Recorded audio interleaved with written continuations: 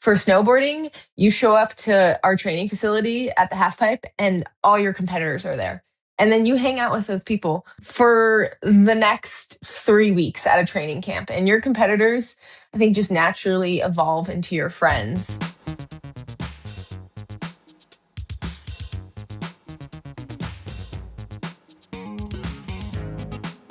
Joining us now, she's a snowboarder who specializes in halfpipe, a 3-time Olympian who finished 12th in halfpipe at the Milan Cortina Olympics. She's a 2-time world championship medalist in halfpipe and a 4-time Winter X Games medalist in superpipe.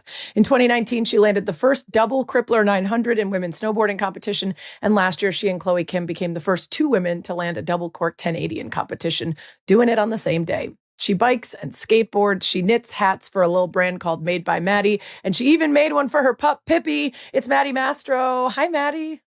Hi, I'm excited to be here. Yeah, thanks for joining us. It's been a while since we saw you in person months ago in Livigno, Italy, but your season kept going after the Olympics all the way to the end of March.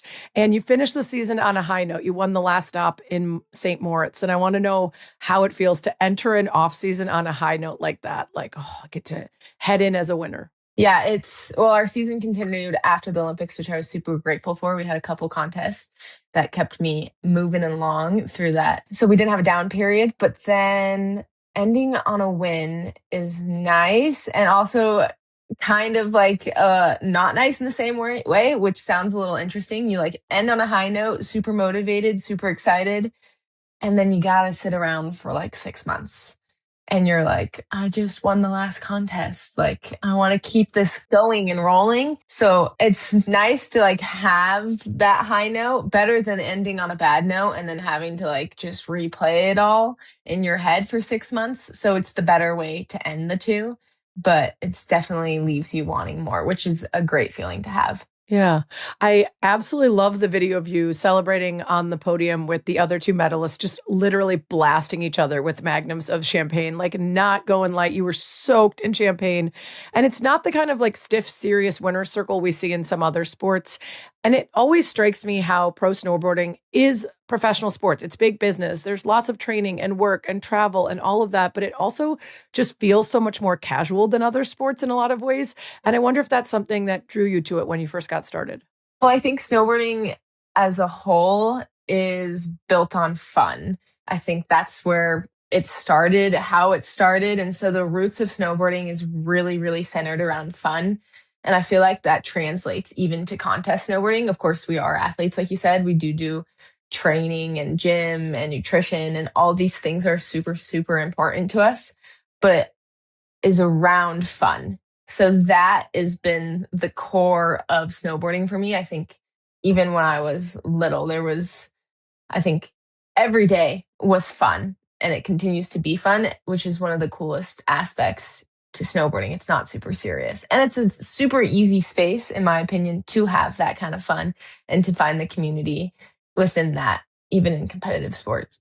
Yeah, I feel like, and I'm not super familiar, but I feel like in part it started with like young people pushing the boundaries of what could be done. It became kind of a big thing in the X Games and in these slightly more cool but casual competitions than some of the traditional ways that sports, centuries ago got started. And I wonder if you think that now that there is big business and more sponsorships and more Olympic opportunities, if people just entering the sport now are viewing it any differently than the folks who got into it when it was rooted in fun. Good question. I do think there is a difference in how it's viewed now, and it is kind of shifting. But at the same time, snowboarding, I'm going to sound like a broken record with the word fun, and I constantly am, is a fun sport. You're outside, you're with, most of the time, your friends. Snowboarding by yourself is not a fun. I mean, it is fun, but it's more fun with friends and community. And I think young kids that are getting into it, or whatever your age that's getting into it, it's better to do with a group of people.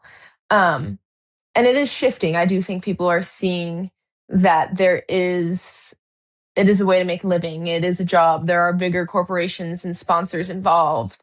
The Olympics have helped grow our sport and bring in other companies that wouldn't be in the sport, making it a little more serious, which is like a balance. I think a lot of professional athletes have of like how do you balance seriousness and fun. And I ultimately think fun should be the winner of all of that. And I hope people that are getting into the sport still approach it with fun, because if it's not fun, it's not worth it.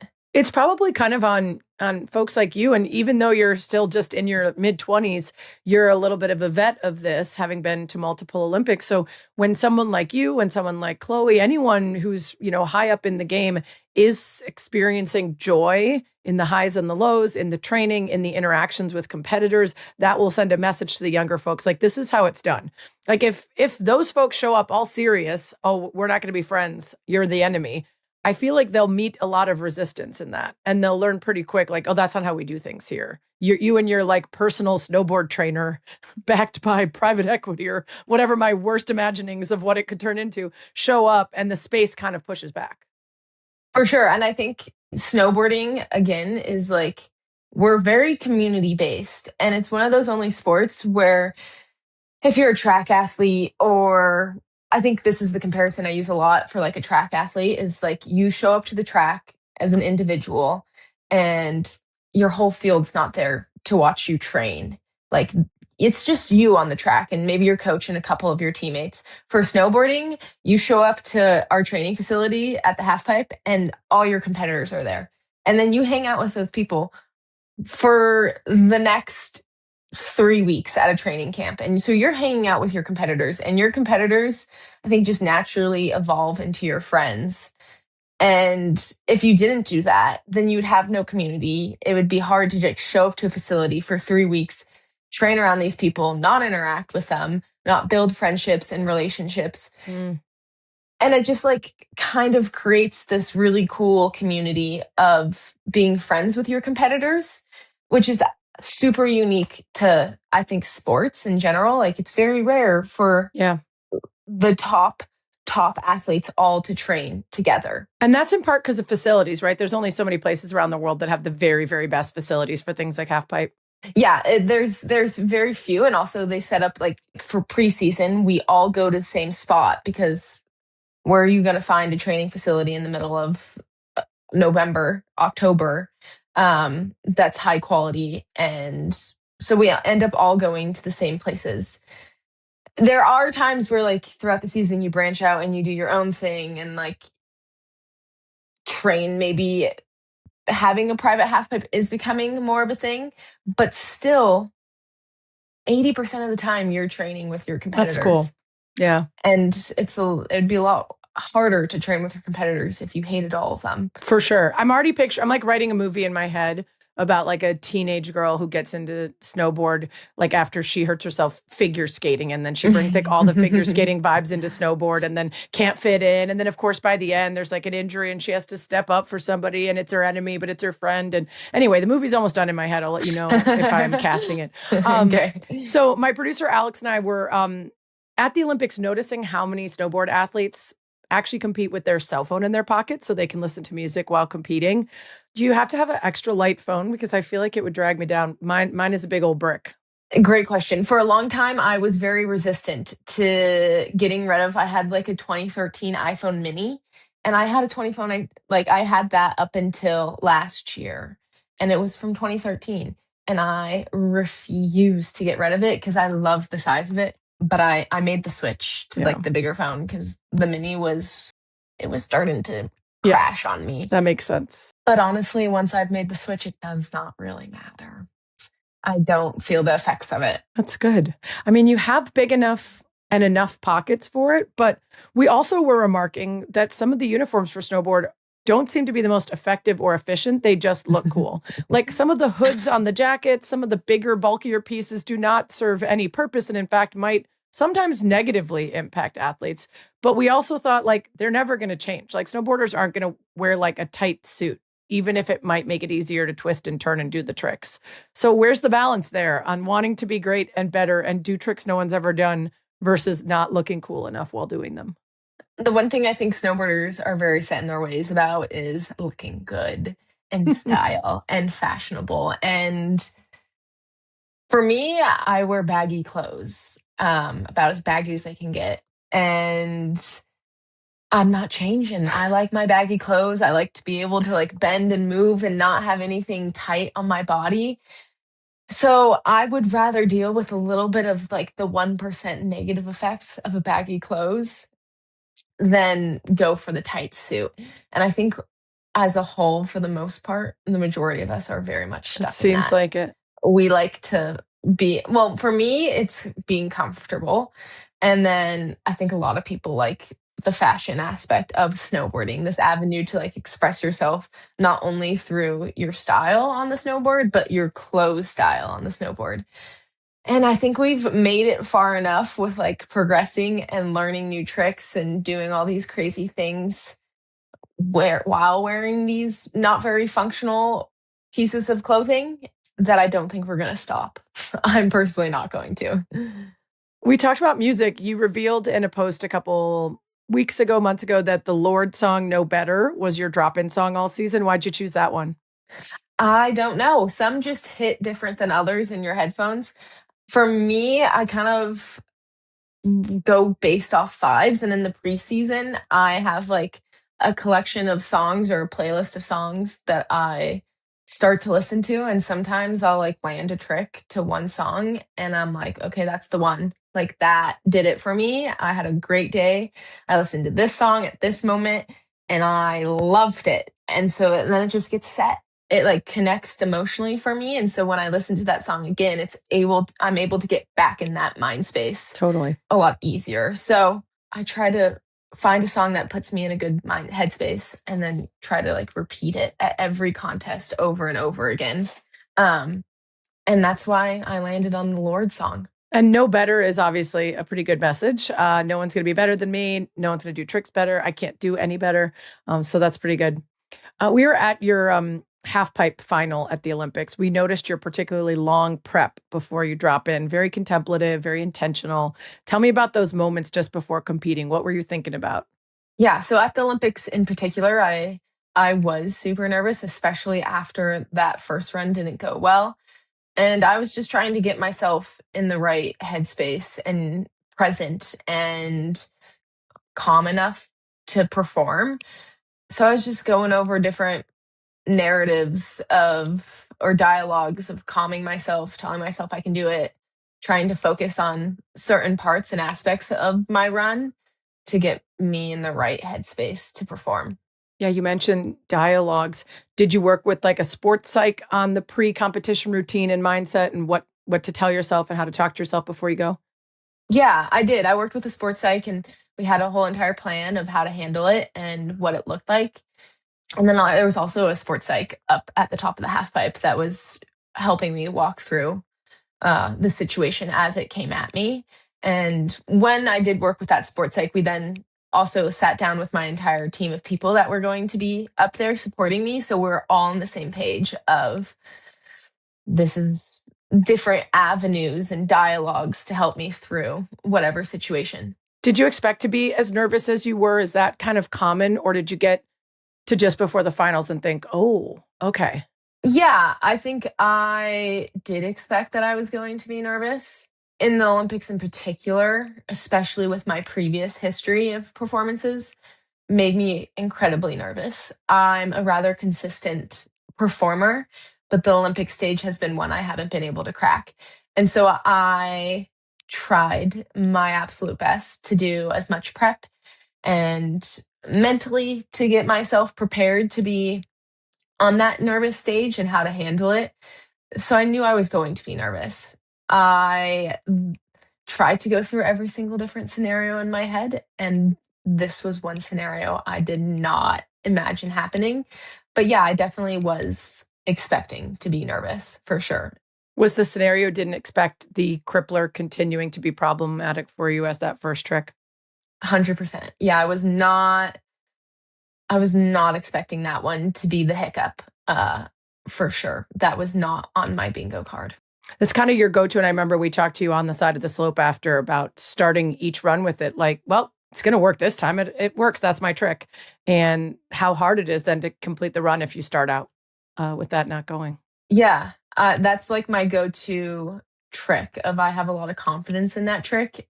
So you could imagine that one of the tricks you have the most confidence in and you're struggling with it on the biggest stage, how that can like kind of send you for a spiral of like, Totally. what the actual heck is Yeah. happening right now? I Yeah. have so much confidence in this trick. And so when it's like giving me a little bit of a hiccup, it's like really can throw you. And then you're like, no, no, no, like this is my go to trick. And then it continues to persist is definitely a challenge mentally. We were really sad for you. We were sad about the tears and the disappointment, but we really loved what you had to say about competing when we talked to you in Livigno. We played it on the show. Let's listen to it again. In my head, I did my run and I landed it a bunch of fucking times, guys, and it was fucking sick. And I'm over there on the podium right now. That's the reality that my head made, and I'm still a believer of that. Just because it didn't work this time, it's worked before. And yeah, I'm a believer if you can see it in your head, you can do it with your body. So tell me about that, because like that perspective to me was so powerful, that you're in this moment, you're very sad, but when you're talking to us, you're like, yeah, there's this alternate reality and let's go there. Yeah. I mean, I'm a huge believer in the reality you create in your head is the reality you can live. And it has. And at every contest, most contests that I've entered, or days that I live, created the reality I want. And if it doesn't live up to that expectation, or the reality you've created, you get to wake up and do it all again. Some days it's obviously a heck of a lot easier than others, but I think your brain is super powerful, and I have felt the powerfulness of my brain, of using it. And just because on that particular day, I didn't have the outcome I so desperately wanted or had worked towards, doesn't make me any less of, I mean, I definitely do have moments where I'm like a little bit less of a believer of like, what the heck? I worked so hard. I felt like I did everything I could to create a different reality for me on that day. And there's moments, but I feel like I have so many other moments that have shown me that the formula does work and it does create success, that it helps pull me out of those moments where I'm questioning it. Yeah, it's the whole, you can't control what happens to you, but you can control how you react to it. And that will 100%. change everything. So you were disappointed in your effort, but you had to get right back to competing, which you mentioned earlier is actually great. Like you can't sit in home and cry about it. You go and you get wins and you stack successes in the days and weeks after that. So what was it like for you? Because we often talk to athletes before the games about the potential for Olympic hangover or letdown. And sometimes even people who win have that moment. So how did it feel for you after, as you're trying to compete and also just process what happened? So my previous two Olympics prior to this one, my first one, I had a little bit of like the Olympic hangover, less about the performance and more of just like experiencing like an Olympic depression, I'd say, afterwards. And then my 2022 Olympics, I definitely had like the post-Olympic depression, came home, started rehab on a nagging injury, and then also like sat in that like depressiveness of the Olympics and the performance I had there. So I felt that one pretty hard. And then this one, my big fear was having a little depressive episode after the Olympics, which I can't say immediately after I came home. And then I had like a week before I had to go right back into it. And my kind of mindset for coping with how that performance went and the Olympics in general was, I'm going to keep busy. I'm going to keep moving. I'm going to keep looking forward. And that definitely helped propel and like pull me forward.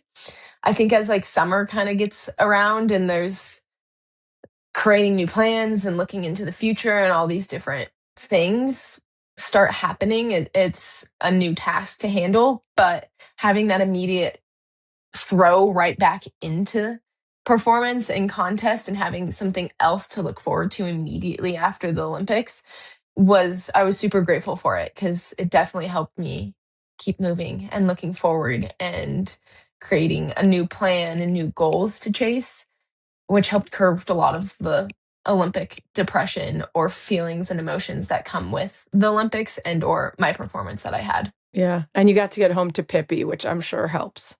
Yeah. And so the whole Pippy, coming home to her, one thing that I'm super grateful about Pippy, which I think shocks the world when I say this is Pippy actually travels with me. I was wondering that because she's small. Yeah, she is small. So I adopted her with the intention of travel or getting a small dog to travel with, because if I was going to get a dog, I wasn't going to leave it behind for more than 6 months of the year.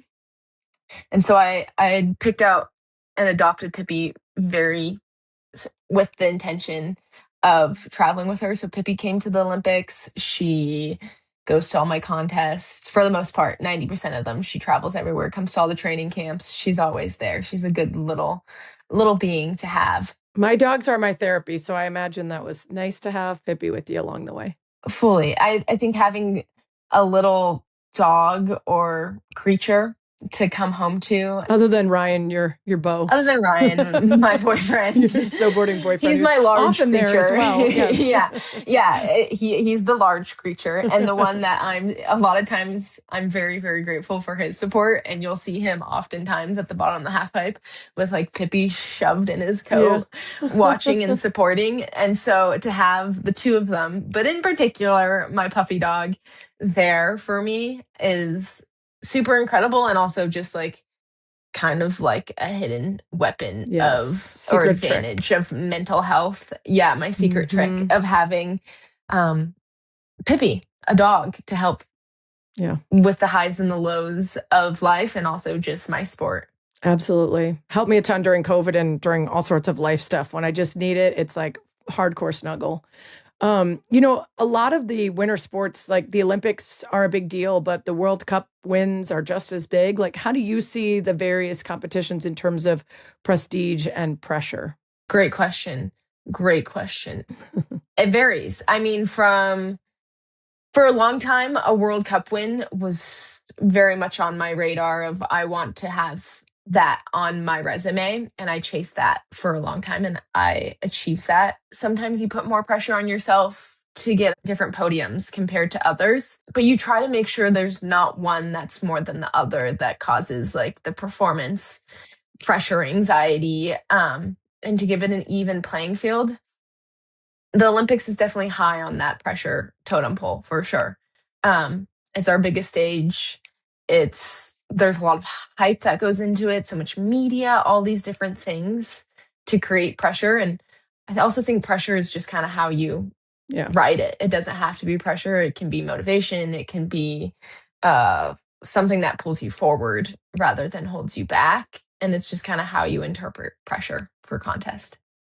I mentioned Pippy back in April. I was scanning your Insta, and Pippy apparently had a photo shoot with a cat. Was that for Nulo? That was for Nulo. Which I had to like prep her for this Nulo photo shoot, which is I call it her dog food sponsor because it feels like her dog food sponsor. She's the one that uses it the most. I mean, she eats it 2 times a day. She gets consistent snacks. So it kind of is her sponsorship. Totally. She is the star in You that. wouldn't have it without her, because it would be weird if you had a pet food sponsor and you didn't have a pet. Exactly. Yeah. So, and she needs to start pulling her weight. I mean, she does pull her weight. I can't, that's not fair of me to say. Like, she just doesn't pay rent, but. She doesn't pay rent, but she pays in love and affection and constantly being the kindest little soul. But yeah, she did a photo shoot with Nuala, which she hasn't been known to be the best cat friend in the world. She prefers to chase them. So we're really, really proud of her performance at this Nulo photo shoot. She did not try to eat it. You did a meet and greet with a cat, including some safety goggles and other precautions. So please tell me about this. Yeah, we have the neighborhood cat that kind of roams our backyard, we've learned. And so one day the cat was here about a week before the photo shoot, and I was like, we're going to try to desensitize Pippy to the cat safely. So I put her on a leash. I got out her snowboarding goggles because in case for some reason something went awry and the cat scratched her, she'd be good. And I got her favorite Nulo dog food, which is like this little stew thing, which she loves. And I put some on the deck for the cat, and I put some on the deck for Pippy in our backyard. And we hung out there for like 20 minutes, slowly got closer and closer, and used the dog food to help keep her like distracted and rewarded. And it went off the charts perfect. Good. Actually, it might have ended with a chase, but actually, no, I don't think it did. I don't think I let it get to that point because normally she does chase this cat straight out of our yard. Okay. And for some reason, the cat keeps coming back. Photo shoot worked. It worked. She was so well behaved. It was actually insane. Like, I love that. When I say this cat or this dog has chased cats up glass doors, like she has chased cats up glass doors. So typically, I'm a little nervous. We have feral cats in our neighborhood, which we love because they get rid of like rats and stuff. But the one just stands up at the top of our fence and stares down at my 3 dogs and knows they can't get to her and just quietly sits there all regal, staring at them as they're losing their minds, trying to get to her. And I'm like, cats do not give a like they are. No. It is a vibe. But I love that Pippy behaved herself. You have a lot of great sponsors. Nulo is one of them. And I like Nulo because we had another Nulo athlete on and then they sent me all these goodies for my dogs. So I'm like, ooh, now my dogs are sponsored. They don't know it, but it's going great. But you've got also Red Bull, Solomon, Pacifico, which is one of my favorite beers. You did like the Red Bull Soapbox Derby recently. So it feels like during your off season, you sort of get into some of these sponsor events. When you're working with your sponsors, do you have qualifiers or finishes or results that you need to hit that impact the deal or how much money you make? Or is it all about like the relationships that you have with these brands? I'm super grateful for the people and brands that I work with and partner with, that we've created these relationships that go beyond performance. I think as an athlete, that's a challenge of creating brands, partnerships that are bigger than just performance. And so I'm grateful that I work with partners that see me as a person and not just a competitor. So I'm able to do these fun, different, whether it's like a community event like the Soapbox with Red Bull or with Nulo, to be able to talk about my sport beyond competitiveness and share the value that I have with my pet, who's arguably the better 50% of me, in my opinion. And to like speak about myself as a human is super cool. And I'm very, very grateful that I have brands that support me, that want to talk about me as a human or just like include me in their world as a human. Yeah, I've built that platform on being a competitor, but more importantly, like I'm just a human, a person that like enjoys talking about their dog and having fun and going to soapbox races. So I'm really grateful to have those partnerships. Well, that's why you're one of our favorites. And we love following you in part because of the way you talk about like being a human and life. You had this great post on International Women's Day where you said, you know, I hope I'm a woman in every single universe. And if you're a woman, like shave your head, dye your hair blonde, knit something, lift weights, like do whatever you want, which was really cool. But I also saw something on one of your posts that I wanted to ask you about, and I'll let you go after this. But you have a Post-it note on your fridge and it says, I don't look for greener grass, I water mine. Yeah. Obsessed with that. That's like so my approach to life is like when I feel a bit of jealousy or envy, I'm like, okay, why are you feeling that? Identify it. Can you do anything about it? Can you pursue that thing? Can you go after it for yourself? Or is it not going to serve you? Let it go, release it, and take care of what you got and feel good about what you got. And like that everyday gratitude and not wanting for things that aren't meant for me is like very important, especially in my job and some of the stuff that is just like hard to accept sometimes in life. So I want to know, did you write that or did someone else? And what does that mean to you? Why is that important to you? I wrote the Post-it note. I'm sure someone else came up with that absolutely genius quote. But the Post-it note is mine that I wrote. I think something one of my coaches says often is comparison is the thief of joy. Mm-hmm. And I agree, comparison is the thief of joy.